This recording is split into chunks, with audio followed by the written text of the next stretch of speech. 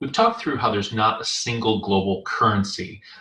Instead, what we have is a series of different currency systems or currency models that have been used over the centuries.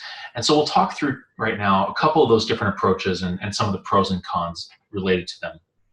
So one of these currency systems, one that I think has some historical precedence and is oftentimes referred to in sort of current economic discussions, but maybe not well understood, is the gold standard system, right? The idea that your currency is either gold directly or is linked to gold in some way, so a standard.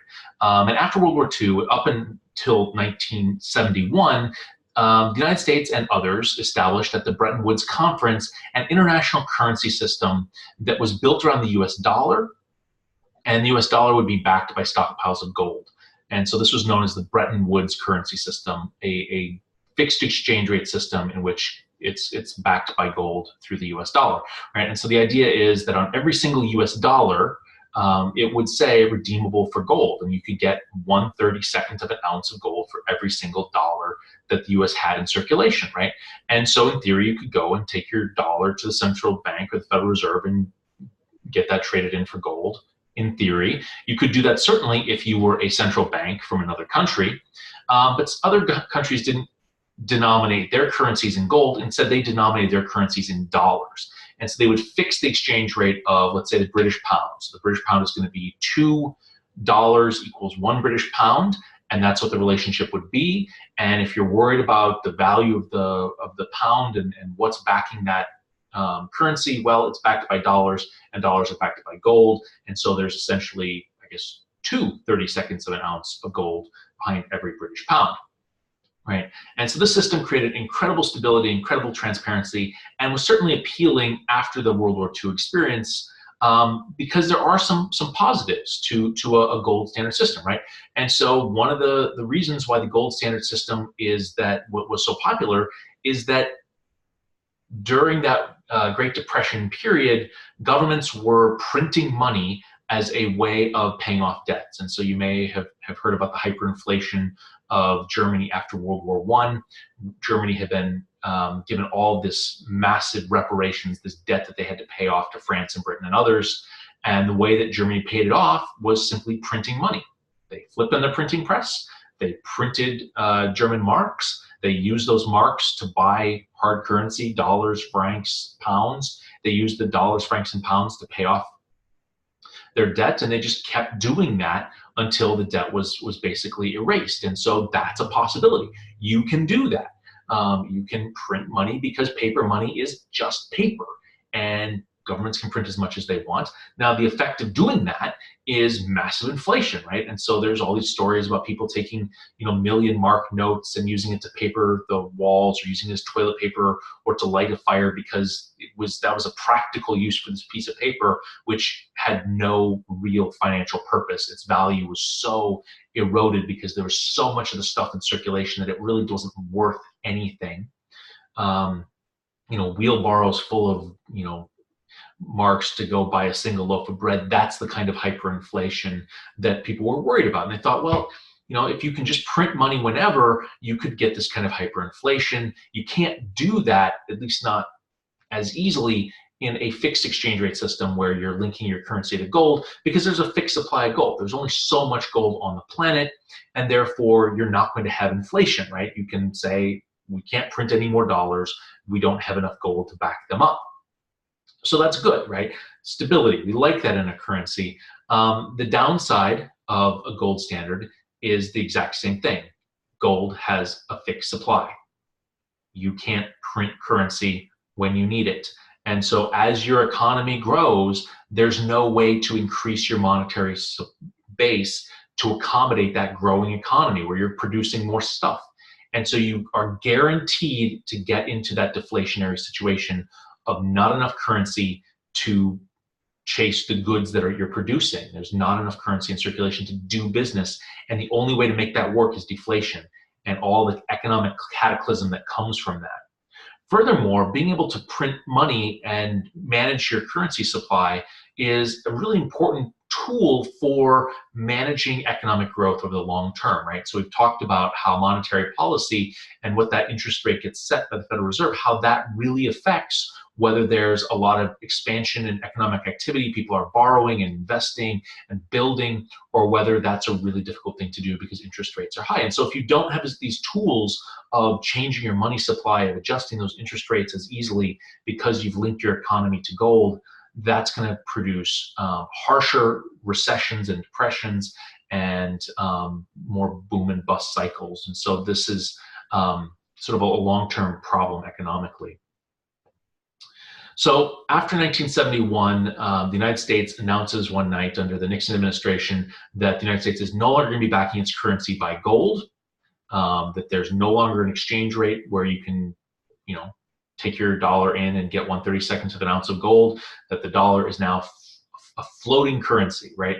And on one hand, that might seem, really terrifying. Like, what's backing the dollar if there's nothing, if it's just paper? On the other hand, the value of most things that we see in our daily life are not set by law. And if you think about it, what a fixed exchange rate system is and a gold standard is really the government saying, by law, I'm fixing the price on a dollar. We wouldn't fix the price on a loaf of bread. That would be bizarre. And yet the bread has a price and it remains relatively stable over time, right? It's not that I show up at the mall one day and a loaf of bread is $1,000 and the next day it's $2, right? That's not how prices work. Instead, prices are set by market forces, by supply and demand. People want bread. People are producing bread. They find an equilibrium where the producers can make money. They find an equilibrium where people can buy and meet their demand, right? And so we can think about the value of a dollar not as something that was fixed by government decree in terms of a relationship with a thing, but instead the value of a dollar is the relationship between the supply of dollars and the demand for dollars, right? And so the supply of dollars comes from imports into the United States. When stuff comes into the United States, people take their dollars and they give them to, buy those imports, and that's money, that's dollars going out into the sort of international currency markets. Foreign aid, right? When the US gives foreign aid, it gives dollars to Botswana. Botswana says, thank you very much for the dollars, but we don't pay our people in dollars for this construction project that we're going to undertake. We're going to convert our dollars into Botswanian. I should have known what Botswana uses as a currency before I used it as an example, right? But they're going to trade those dollars off into international currency markets for their local currency. Investment outflows, right? I take my dollars, I go to invest in Japan. Japan says that's all well and good. Please convert your dollars into yen before you invest in our stock market. And so I'm taking my dollars and I'm putting them in international currency markets to be traded and exchanged, right? All of that is contributing to the supply of dollars that are out there, right? People who are trying to sell dollars on international currency markets.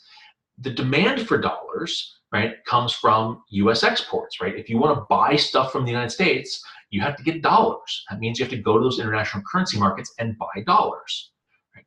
And investment inflows, right? When people want to bring money into the United States to invest in the US stock market or the bond market, they first have to buy dollars so that they can buy stocks and bonds, right?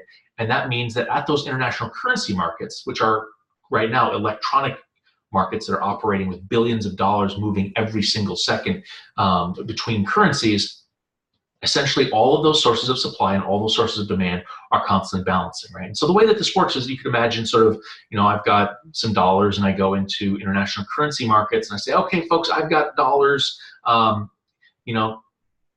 who wants to buy my dollars, right? Let's imagine a scenario where the supply of dollars is fixed and demand is really high, and people just sort of rush toward me and they say, oh my gosh, you've got dollars, you're the only one here, what can we give you to get those dollars? I'm like, oh wow, well, what do you have for euros, I say. And someone says, oh, I'll give you a euro for your dollar. And I'm like, well, that's a pretty good deal. And then someone says, no, I'll give you 2 euros for your dollar. I'm like, ooh, that's a better deal. And someone says, no, 3 euros for the dollar. I'm like, ooh, okay, I will sell my dollar to you for 3 euros. That's a pretty good deal, right? And so what we would say is the price of the dollar is going up. It takes more euros to buy a dollar because of that intense demand relative to supply. But if demand is low, right, I show up with my same dollars and I, strut in, I'm like, I got dollars here, folks. Who wants dollars? if nobody demands dollars, if demand is low, right, people are walking by and they're thinking, dollars are a dime a dozen. Who wants dollars? This is my joke that I always tell. And normally when I tell it to a live audience, I get a huge laugh because $12 costs $1. It doesn't cost a dime. But nonetheless, the point holds, right? Nobody wants my dollars. And so I start getting desperate and I start cutting a deal. I say, hey, okay, I will give you $2 for a euro. Who will give me, €1, $2? And nobody really pays attention. I say, okay, I'll give you $3, €1. Come on, folks. This is a good deal. And finally, someone will say, oh, yeah, fine. I guess I can come up with the use for dollars. Here's a euro, and I fork over $3, right? What we would say is that the price of dollars is declining. The dollar is weak relative to those other currencies. And market forces are continually doing this process of buying and selling and figuring out what a price and an exchange rate is that everybody can agree upon. And the end result is something that's relatively stable because the US economy is cranking out $17 trillion worth of stuff every year, and people are wanting to buy that stuff. And there's investments, and people want to invest in that stuff. And so things generally stay relatively stable. Now, I should also flag that it's not just sort of a gold standard on one hand and a floating exchange rate system where the price is totally determined by market forces on the other hand. There are hybrid systems, there's other models that try to get the best of both worlds, right? And so one model would be a fixed but adjustable currency, right? Where a central bank says, look, this is the relationship, it's going to be $2 or $2 equals 1 British pound, and that's what we hope it'll be, and we plan to be that way. But just a heads up, you might wake up one morning and we'll have changed that relationship, right? So no sort of surprise, we reserve the right to move it. And maybe they set a restriction, right? We will move it by no more than 10% a year, right? It could be a way of making it so that's a little bit more predictable. And that gives you the ability to change that relationship, but yet giving people some sense of there will be stability and things aren't going to swing wildly on me. Another model would be a limited floating rate. This is what China actually does, where they have a band where they say, okay, we don't want the RMB to be super expensive. We don't want it to be super cheap. We've sort of set this range, and as the value of our currency goes up, and as we approach that sort of upper range of what we think is economically viable for us, we're going to start taking steps to drive the value of our currency down. Maybe we flip on the printing press, right, and print a bunch more RMB, and that will push the value down because that increases supply.